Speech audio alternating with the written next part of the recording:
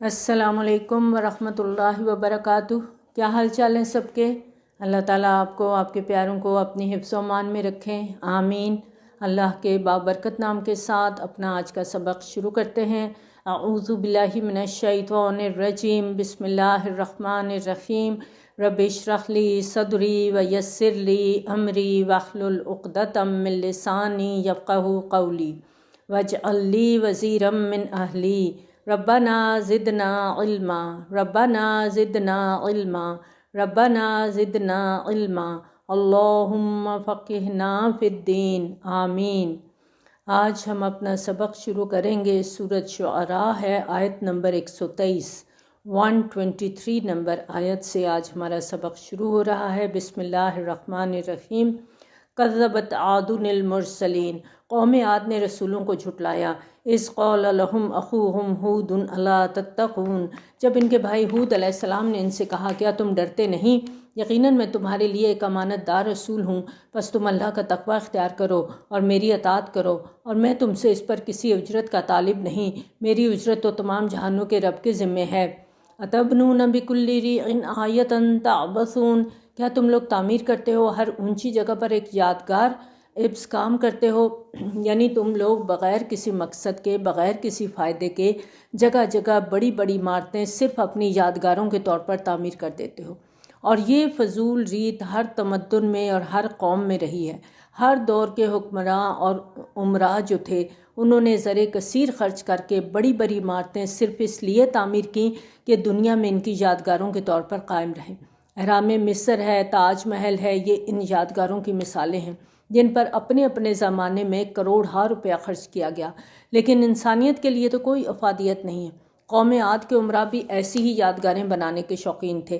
وَتَتَّخِذُونَ مَصَانِعَ لَعَلَّكُمْ تَخْلُدُونَ، اور تم بناتے ہو ایسے شاندار محل کہ شاید تمہیں ہمیشہ ان میں رہنا ہے، یعنی ایسے یادگاریں اور ایسے محلات تو بعد میں قائم بھی رہتے ہیں مگر انہیں بنانے والے باقی نہیں رہتے۔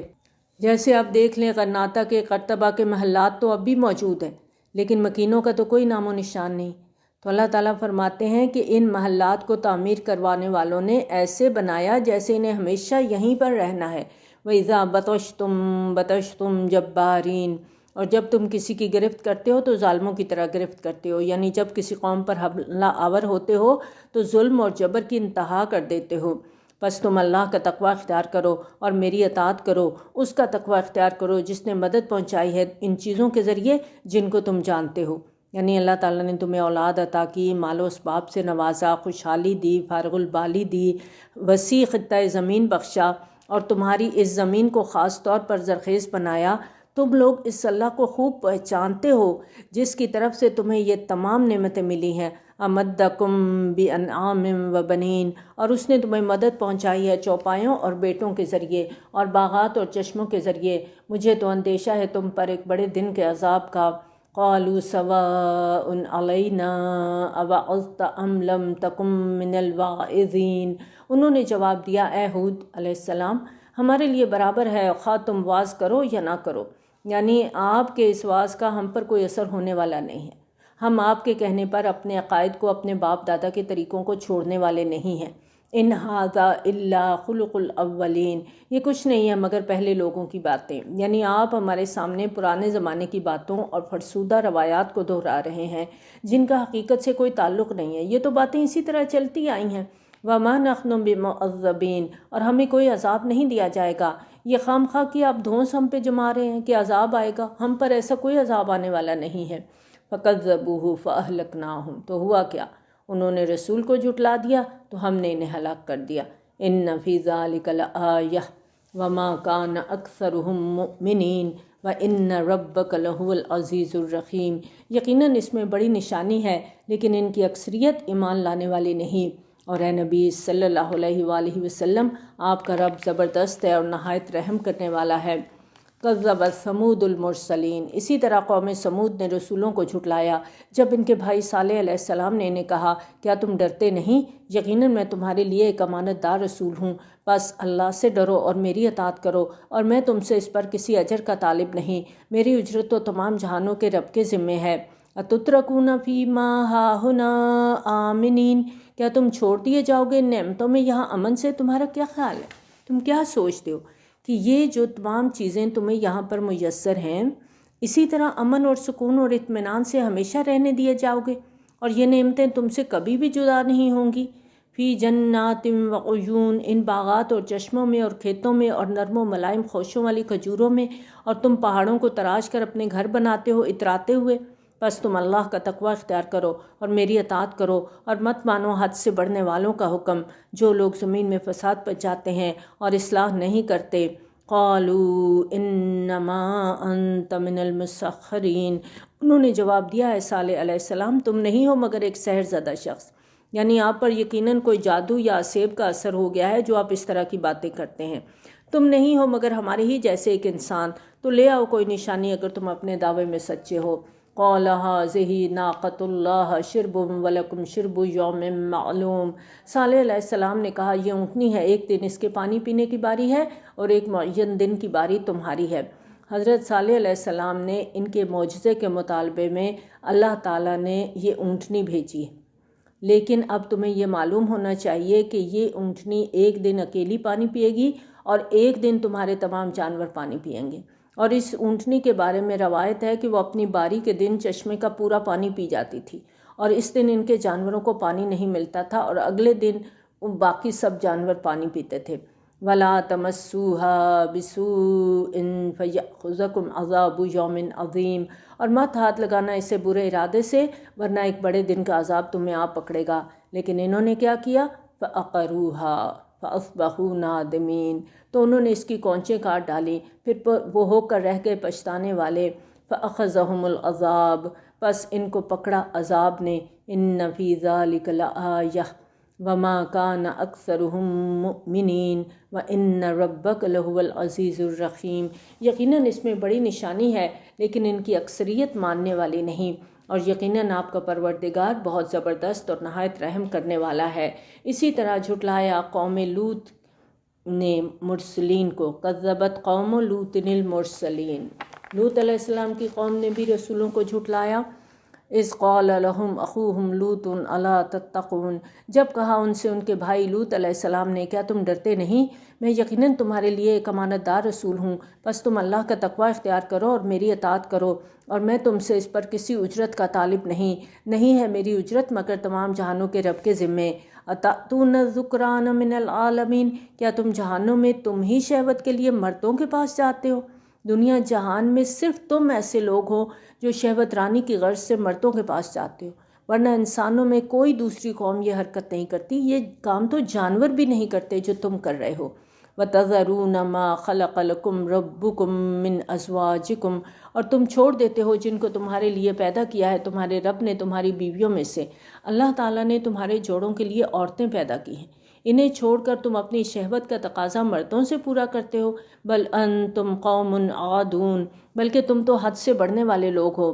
قالوا لئن لم تنتهي یا لوط لتکونن من المخرجین، انہوں نے کہا اے لوط علیہ السلام اگر تم باز نہ آئے تو یہاں سے نکال باہر کیے جاؤ گے، یعنی اگر اس نصیحت سے، اس واعظ سے اور ہم پر تنقید کرنے سے آپ باز نہیں آئیں گے تو ہم آپ کو اپنی بستی سے باہر نکال دیں گے۔ قال انی لعملکم من القالین، اس نے کہا میں تمہارے ان طور طریقوں سے سخت بیزار ہوں، پروردگار تو نجات دے مجھے اور میرے گھر والوں کو ان کے عمل سے۔ تو ہم نے نجات دی اس کو بھی اور اس کے سب گھر والوں کو بھی، الا عجوزا فی الغابرین، سوائے ایک بڑھیا کے جو پیچھے رہنے والوں میں تھی، یعنی لوط علیہ السلام کی بیوی جو کہ قوم کے ساتھ تھی۔ ثم دمرنا الآخرین، پھر ہم نے اٹھا کر پٹخ دیا باقیوں کو، اور ہم نے برسائی ان پر ایک بارش، بہت ہی بری تھی وہ بارش جو ان لوگوں پر برسی جنہیں خبردار کر دیا گیا تھا۔ یہ پتھروں کی بارش تھی جو ان پر کی گئی تھی۔ ان فی ذلک لآیہ وما کان اکثرہم مؤمنین وان ربک لہو العزیز الرحیم، یقیناً اس میں بڑی نشانی ہے لیکن ان کی اکثریت ماننے والی نہیں، اور یقیناً آپ صلی اللہ علیہ وآلہ وسلم کا رب بہت زبردست نہایت رحم کرنے والا ہے۔ کذب اصحاب الایکۃ المرسلین، اسی طرح اصحاب ایکہ نے بھی جھٹلایا رسولوں کو۔ ایکہ کے معنی جنگل یا بن کے ہوتے ہیں، یہ لفظ اس سے پہلے حضرت شعیب علیہ السلام کی قوم کے لیے سورۃ الحجر کی آیت نمبر 78 میں بھی آ چکا ہے۔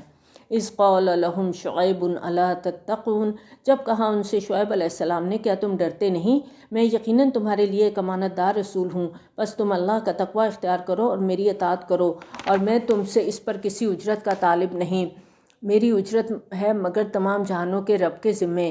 اوفوا الکیل ولا تکونوا من المخسرین، پیمانوں کو پورا بھرا کرو اور خسارہ پہنچانے والوں میں سے مت ہو جاؤ۔ وزنوا بالقسطاس المستقیم، اور وزن کیا کرو سیدھی ترازو کے ساتھ۔ ولا تبخسوا الناس اشیاءهم ولا تعثوا فی الارض مفسدین، اور مت گھٹا کر دیا کرو لوگوں کو ان کی چیزیں اور مت پھیرو زمین میں فساد مچاتے ہوئے۔ واتقوا الذی خلقکم والجبلۃ الاولین، اور ڈرو اس سے جس نے تمہیں پیدا کیا اور پہلی مخلوق کو بھی۔ اب قوم نے کیا جواب دیا؟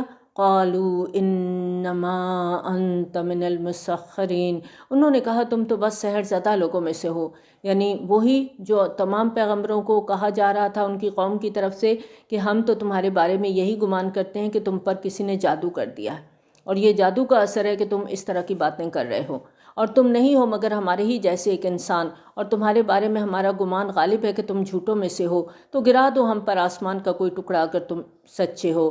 قال ربی عالم بما تعملون، اس نے جواب دیا میرا رب خوب جانتا ہے جو کچھ تم کر رہے ہو، میری دعوت پر تمہارے ایک ایک رد عمل سمیت تمہارے طرز عمل اور تمہارے تمام کرتوتوں سے میرا پروردگار خوب واقف ہے۔ فکذبوہ، تو انہوں نے اس کو جھٹلا دیا، تو ہوا کیا؟ فأخذہم عذاب یوم الذلہ، تو انہوں آ پکڑا صاحبان والے دن کے عذاب نے۔ انہ کان عذاب یوم عظیم، یقیناً وہ ایک بڑے دن کا عذاب تھا۔ ان فی ذلک لآیہ وما کان اکثرہم مؤمنین، یقیناً اس میں بڑی نشانی ہے لیکن ان کی اکثریت ایمان لانے والی نہیں۔ وَإِنَّ رَبَّكَ لَهُوَ الْعَزِيزُ الرَّحِيمُ، اور اے نبی صلی اللہ علیہ وآلہ وسلم آپ کا رب بہت زبردست اور نہایت رحم کرنے والا ہے۔ وَإِنَّهُ لَتَنزِيلُ رَبِّ الْعَالَمِينَ، اور یقیناً یہ قرآن تمام جہانوں کے پروردگار کی طرف سے نازل کرتا ہے۔ نزل بہ الروح الامین، اترے ہیں اسے لے کر روح الامین۔ روح الامین امانت دار روح سے مراد جبرائیل امین علیہ السلام ہے۔ علی قلبک لتکون من المنذرین، آپ صلی اللہ علیہ وآلہ وسلم کے دل پر اترا ہے تاکہ آپ ہو جائیں خبردار کرنے والوں میں سے۔ نبی صلی اللہ علیہ وآلہ وسلم کے دل پر یہ قرآن اتر رہا تھا، آپ کے سینے میں اتر رہا تھا، قلب مبارک کے اندر نبی صلی اللہ علیہ وآلہ وسلم کی روح وحی کو قبول کر رہی تھی۔ بنیادی طور پر انسانی علم کی دو اقسام ہیں۔ ایک علم وہ ہے جو انسان اپنے حواس خمسہ کے ذریعے حاصل کرتا ہے، اور اس کے لیے ہر انسان کوشش بھی کرتا ہے، محنت بھی کرتا ہے۔ اس علم کے حصول کا طریقہ یہ ہے کہ انسان حواس خمسہ سے معلومات لیتا ہے، انہیں پروسیس کرنے کے لیے دماغ یا عقل کے حوالے کرتا ہے۔ شخصی اور اجتماعی سطح پر یہ علم مسلسل ارتقا پذیر ہے۔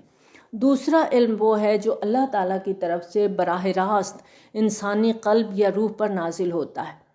اس کی سب سے محفوظ اور مصدقہ صورت وحی کی ہے جو فرشتے کے ذریعے صرف انبیاء کرام علیہم السلام پر نازل ہوتی تھی، اور اسے شیاطین کی دخل اندازی سے مکمل طور پر محفوظ رکھا جاتا تھا۔ وحی کا دروازہ نبی صلی اللہ علیہ وآلہ وسلم کے بعد اب ہمیشہ کے لیے بند ہو چکا ہے۔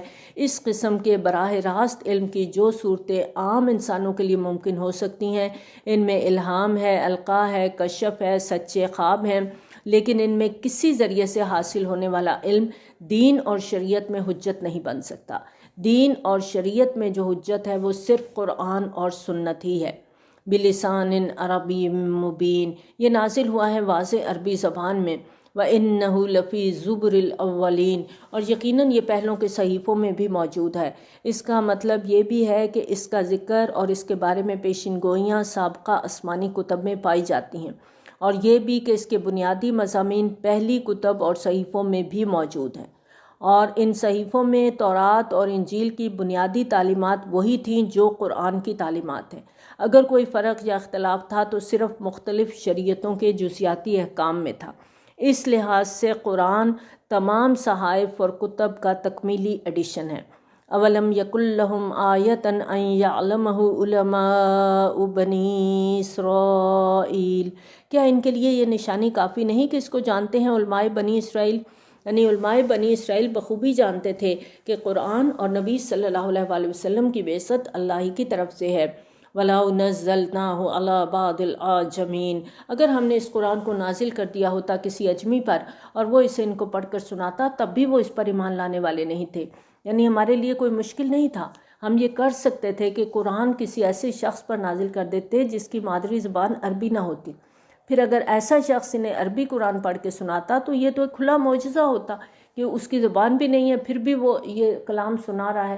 لیکن اللہ تعالیٰ فرماتے ہیں کہ یہ پھر بھی نہیں انہوں نے ماننا تھا، ما کانوا بہ مؤمنین، پھر بھی جنہوں نے نہیں ماننا وہ نہیں مانیں گے۔ کذالک سلکناہ فی قلوب المجرمین، اس طرح ہم نے داخل کر دیا ہے اس انکار کو مجرموں کے دلوں میں۔ قرآن کا انکار ان کے دلوں میں جم چکا ہے، اب انہیں لاکھ معجزے بھی دکھا دیے جائیں یہ ماننے والے نہیں ہیں۔ لا یؤمنون بہ حتی یروا العذاب العلیم، یہ ایمان نہیں لائیں گے اس پر جب تک کہ دیکھ نہ لیں دردناک عذاب، تو وہ ان پر اچانک آ جائے گا اور انہیں گمان بھی نہیں ہوگا۔ اس وقت یہ کہیں گے ہل نحن منظرون، کیا ہمیں مہلت مل سکتی ہے؟ اب دہائی دیں گے کسی طریقے سے عذاب ٹل جائے، کسی طریقے سے تھوڑی سی مہلت مل جائے۔ افبعذابنا یستعجلون، کیا یہ لوگ ہمارے عذاب کے لیے جلدی مچا رہے ہیں؟ اس وقت تو یہ لوگ بار بار مطالبہ کر رہے ہیں کہ ہم پر عذاب کیوں نہیں لے کر آتے، لے آئیں عذاب ہم پر جس سے آپ ہمیں ڈراتے ہیں۔ ہم آپ کی روز روز کی تنبیہات سے تنگ آ گئے ہیں، لیکن جب آئے گا عذاب تو پھر کہیں گے ہل نحن منظرون، کیا ہمیں مہلت مل سکتی ہے؟ افرأیت ان متعناہم سنین، تو کیا آپ صلی اللہ علیہ وسلم نے دیکھا اگر ہم انہیں چند سال اور بھی فائدہ اٹھانے دیں، پھر ان پر وہ عذاب آ جائے جن کا ان سے وعدہ کیا جا رہا ہے، تو کچھ کام نہیں آئے گا ان کے وہ سب کچھ جس سے وہ فائدہ پہنچائے جاتے تھے۔ یعنی دنیا کا مال و متاع جن سے یہ آج فائدہ اٹھا رہے ہیں اور وہ انہیں عذاب سے بچا نہیں سکے گا۔ وَمَا أَهْلَكْنَا مِن قَرْيَةٍ إِلَّا لَهَا مُنذِرُونَ، اور ہم نے کبھی کسی بستی کو ہلاک نہیں کیا مگر اس کے لیے خبردار کرنے والے تھے، ذکریٰ یاد دہانی کے لیے۔ وَمَا كُنَّا ظَالِمِينَ، اور ہم ظالم نہیں ہیں۔ گویا اللہ تعالیٰ کا اٹل قانون ہے جس کا ذکر ہم سورۃ بنی اسرائیل میں بھی پڑھ چکے۔ وَمَا كُنَّا مُعَذِّبِينَ حَتَّى نَبْعَثَ رَسُولًا، اور ہم عذاب دینے والے نہیں جب تک کہ کسی قوم میں رسول کو نہ بھیج دیں۔ یعنی کسی قوم پر اس وقت تک عذاب نہیں آتا جب تک انہیں خبردار کرنے کے لیے کوئی رسول مبعوث نہیں کر دیا گیا، لیکن رسول کے اتمام حجت کے بعد اگر وہ قوم ایمان نہیں لاتی تو پھر ایسا عذاب آتا ہے کہ وہ اس قوم کو صفحہ ہستی سے مٹا دیا جاتا ہے۔ وَمَا تَنَزَّلَتْ بِهِ الشَّيَاطِينُ، اور اس قرآن کو لے کر شیاطین نازل نہیں ہوتے۔ عربوں کے ہاں عام لوگ شاعروں کے بارے میں یہ خیال کرتے تھے کہ ان کے قابو میں جن ہوتے ہیں جو ان کو نئی نئی اچھی اچھی باتیں اشعار کی شکل میں جوڑ جوڑ کر دیتے ہیں۔ چنانچہ جب قرآن نازل ہونا شروع ہوا تو بعض مشرکین نے ان کے بارے میں بھی کہنا شروع کر دیا کہ اس سے شیاطین جن نازل کر رہے ہیں، یعنی یہ جو کلام ہے یہ شیطانوں کی طرف سے ہے، جنات کی طرف سے ہے۔ وَمَا يَنبَغِي لَهُمْ وَمَا يَسْتَطِيعُونَ، اور نہ ایسا کرنا ان کے لائق ہے اور نہ ہی وہ اس کی استطاعت رکھتے ہیں۔ اِنَّهُمْ عَنِ السَّمْعِ لَمَعْزُولُونَ، وہ تو وحی الہی کے سننے سے بھی معزول کیے جا چکے ہیں۔ یہ پہلی دفعہ یہاں پر بات کی جا رہی ہے، لیکن آگے جو صورتیں ہم پڑھیں گے متعدد مقامات پر ذکر آئے گا، اور اس موضوع پر قرآن سے ہمیں جو معلومات ملتی ہیں ان کا خلاصہ یہ ہے کہ فرشتے نوری مخلوق ہیں اور جن آگ سے بنائے گئے ہیں، اور چونکہ فرشتوں کی طرح جنات کا مادہ تخلیق بھی بہت لطیف ہے، اس وجہ سے ان کے لیے فرشتوں کا قرب حاصل کرنا اور ان سے معلومات حاصل کرنا ممکن ہے۔ چنانچہ عام طور پر شیاطین جن کی کسی نہ کسی حد تک فرشتوں سے عالم بالا کی خبریں معلوم کرنے میں کامیاب ہو جاتے تھے، یعنی جو شیاطین جن ہوتے تھے وہ کسی نہ کسی حد تک فرشتوں سے عالم بالا کی خبریں معلوم کرنے میں کامیاب ہو جاتے تھے، لیکن جب بھی کسی رسول کی بعثت ہوتی تو عالم بالا میں خصوصی پہرے بٹھا دیے جاتے تھے تاکہ فرشتوں کے ذریعے وحی کی ترسیل کو محفوظ بنایا جا سکے۔ اسی اصول کے تحت نبی صلی اللہ علیہ وسلم کی بعثت کے بعد عالم بالا کی خاص حدود سے آگے جنوں کا داخلہ مستقل طور پر بند کر دیا گیا تھا اور وہاں وہ کسی قسم کی سن گن لینے کے اہل نہیں تھے۔ یہی وہ کیفیت اور صورتحال ہے جس کا ذکر اس میں کیا گیا ہے، انہم عن السمع لمعزولون، کہ وہ تو اب سننے سے بھی معزول کر دیے گئے ہیں، عالم بالا سے ان کی سن گن لینے کا کوئی بھی امکان نہیں۔ فلا تدع مع اللہ الہا آخر فتکون من المعذبین، مت پکارنا اللہ کے ساتھ کسی اور کو معبود ورنہ تم عذاب پانے والوں میں سے ہو کر رہو گے۔ وانذر عشیرتک الاقربین، اور خبردار کیجیے اپنے قریبی رشتہ داروں کو۔ اب یہاں نبی صلی اللہ علیہ وآلہ وسلم کو حکم دے دیا گیا کہ اب آپ اعلان تبلیغ کریں گے۔ وَاخْفِضْ جَنَاحَكَ لِمَنِ اتَّبَعَكَ مِنَ الْمُؤْمِنِينَ، اور اپنے بازو جھکا کر رکھیں ان کے لیے جو آپ کے پیروکار ہیں مومنین میں سے۔ نبی صلی اللہ علیہ وآلہ وسلم سے کہا جا رہا ہے کہ جو ایمان لے آئیں ان کے ساتھ آپ تواضع سے پیش آئیں اور ہمیشہ ان کی دلجوئی کرتے رہیں۔ فَإِنْ عَصَوْكَ فَقُلْ إِنِّي بَرِيءٌ مِّمَّا تَعْمَلُونَ، پھر اگر یہ لوگ آپ صلی اللہ علیہ وآلہ وسلم کی نافرمانی کریں تو ان سے کہہ دیجئے کہ میں بری ہوں اس سے جو کچھ تم کر رہے ہو۔ وَتَوَكَّلْ عَلَى الْعَزِيزِ الرَّحِيمِ، اور اے نبی صلی اللہ علیہ وآلہ وسلم آپ بھروسہ کیجئے اس اللہ پر جو زبردست نہایت رحم کرنے والا ہے۔ الَّذِي يَرَاكَ حِينَ تَقُومُ، جو دیکھتا ہے آپ کو جب آپ صلی اللہ علیہ وآلہ وسلم کھڑے ہوتے ہیں۔ اس سے نبی صلی اللہ علیہ وآلہ وسلم کا تہجد کے لیے کھڑے ہونا مراد ہے۔ تہجد کا حکم نبی صلی اللہ علیہ وآلہ وسلم کو بالکل ابتدائی دور میں دیا گیا تھا۔ سورۃ مزمل، یا ایھا المزمل قم اللیل الا قلیلا، اے چادر میں لپٹنے والے قیام کیجیے رات میں مگر تھوڑا۔ تو یہاں اسی حوالے سے فرمایا جا رہا ہے کہ اے نبی صلی اللہ علیہ وآلہ وسلم جب آپ تہجد کے لیے ہمارے حضور کھڑے ہوتے ہیں تو ہم آپ کو دیکھ رہے ہوتے ہیں۔ ہم بے شک آپ کی نظروں سے پوشیدہ ہیں مگر آپ ہماری نظروں سے پوشیدہ نہیں ہیں۔ وَتَقَلُّبَكَ فِي السَّاجِدِينَ، اور وہ دیکھتا ہے آپ صلی اللہ علیہ وآلہ وسلم کے آنے جانے کو سجدہ کرنے والوں میں۔ نبی صلی اللہ علیہ وآلہ وسلم کا یہ معمول تھا کہ آپ تہجد کی نماز پڑھنے والے مسلمانوں کے گھروں کے پاس سے رات کو گزرتے اور ان کو دیکھتے تھے۔ ان کے نبی صلی اللہ علیہ وآلہ وسلم کے اسی معمول کا یہاں ذکر فرمایا گیا ہے۔ اِنَّهُ هُوَ السَّمِيعُ الْعَلِيمُ، یقیناً وہ سب کچھ سننے والا اور سب کچھ جاننے والا ہے۔ هَلْ أُنَبِّئُكُمْ عَلَىٰ مَنْ تَنَزَّلُ الشَّيَاطِينُ، کیا میں تمہیں بتاؤں شیطان کن پر اترتے ہیں؟ یعنی جو لوگ یہ سمجھتے ہیں کہ یہ قرآن جنات اور شیطان روحوں کا بنایا ہوا ہے، آؤ میں تمہیں بتاؤں کہ یہ شیاطین کن لوگوں پر اترتے ہیں۔ تنزل علی کل افاک اثیم، وہ تو اترتے ہیں ہر جھوٹ گھڑنے والے گناہگار پر، یعنی گندے اور خبیث کردار دوستی اور قرب کے لیے اپنے جیسے کرداروں کو ڈھونڈتے ہیں۔ چنانچہ شیاطین بھی اپنے التفات کے لیے انسانوں میں سے انہی لوگوں کے ساتھ رابطہ رکھیں گے جو گناہ اور بدکاری میں اپنی مثال آپ ہوں گے۔ یلقون السمع واکثرهم کاذبون، وہ القاء کرتے ہیں سنی سنائی باتیں اور ان میں سے اکثر جھوٹے ہوتے ہیں۔